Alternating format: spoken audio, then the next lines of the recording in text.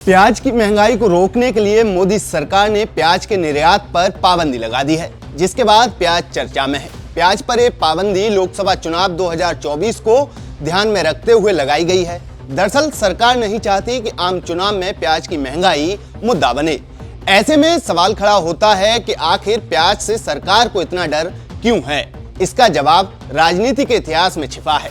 प्याज कई बार सत्ता छीन चुकी है। बीजेपी और कांग्रेस दोनों ही पार्टियां प्याज के कारण सत्ता से हाथ धो चुकी हैं। इस वीडियो में जानेंगे कि प्याज की वजह से कब कब सरकारें गिरी हैं, प्याज कब कब चुनावी मुद्दा बना है और प्याज से कब कब सरकारों की परेशानी बढ़ी है।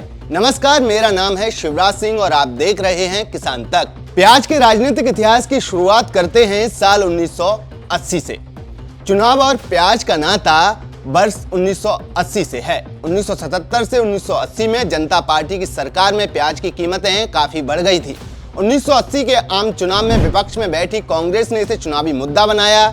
चुनावी नारा बना कि जिस सरकार का कीमत पर जोर नहीं, उसे देश चलाने का अधिकार नहीं। पूर्व प्रधानमंत्री इंदिरा गांधी प्याज की माला पहनकर चुनाव प्रचार में निकली और अपने भाषण में प्याज की महंगाई को लेकर सरकार को खूब घेरा।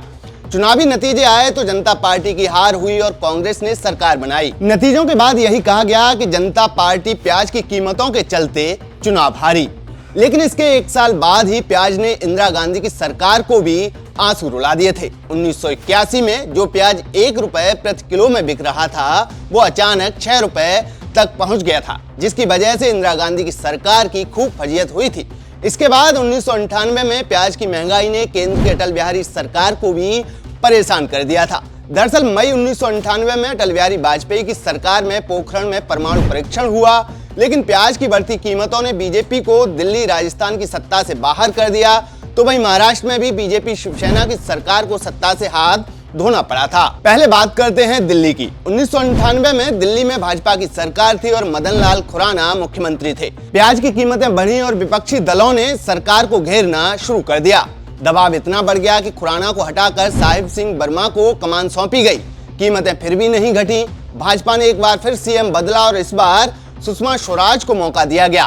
प्याज की कीमतों पर काबू पाने के लिए सुषमा ने कई कदम उठाए, लेकिन वे असफल रही। आखिरकार प्याज बड़ा चुनावी मुद्दा बना और भाजपा को हार का सामना करना पड़ा। इसी तरह 1998 में ही राजस्थान विधानसभा चुनाव में भी प्याज एक बड़ा सियासी मुद्दा बना। भाजपा के मुख्यमंत्री भैरव सिंह शेखावत ने विधानसभा चुनाव हारने के बाद कहा था, प्याज हमारे पीछे पड़ा था।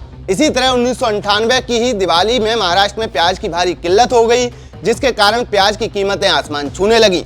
तब के कांग्रेसी नेता छगन भुजबल ने इस पर तंज कसने के लिए महाराष्ट्र के तत्कालीन मुख्यमंत्री मनोहर जोशी को मिठाई के डिब्बे में प्याज रखकर भेजी थी।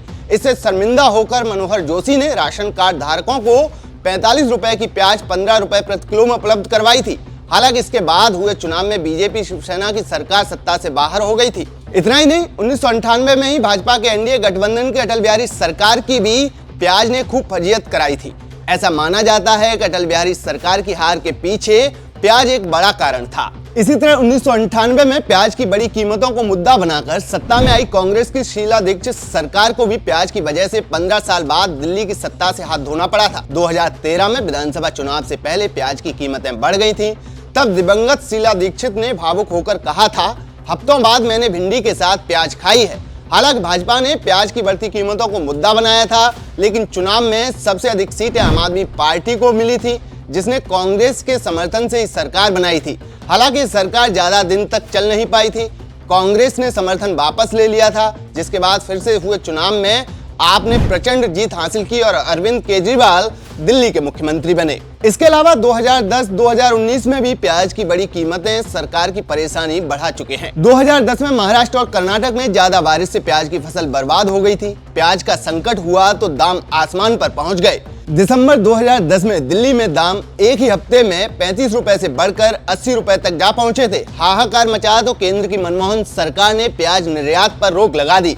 पाकिस्तान से प्याज मंगाया, तब जाकर प्याज का दाम 50 रुपए पर आया। वहीं 2019 में भी प्याज की महंगाई को लेकर केंद्र की मोदी सरकार की खूब फजीयत हुई थी। सड़क से संसद तक हंगामा देखने को मिला था। लोकसभा में वित्त मंत्री निर्मला सीतारमण ने कहा था कि वो इतना लहसुन प्याज नहीं खाती हैं और ऐसे परिवार से आती हैं जहां प्याज लहसुन का ज्यादा मतलब नहीं है। मैं इतना लहसुन प्याज नहीं खाती हूँ जी, सो डोंट वरी।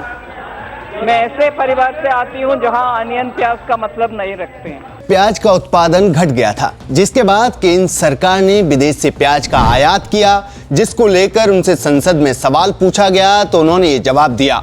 सीतारमण के इस बयान के बाद विपक्ष ने मोदी सरकार को खूब घेरा था। यह तो था प्याज का इतिहास, जिसकी वजह से सरकारों को खूब फजीयत झेलनी पड़ी है।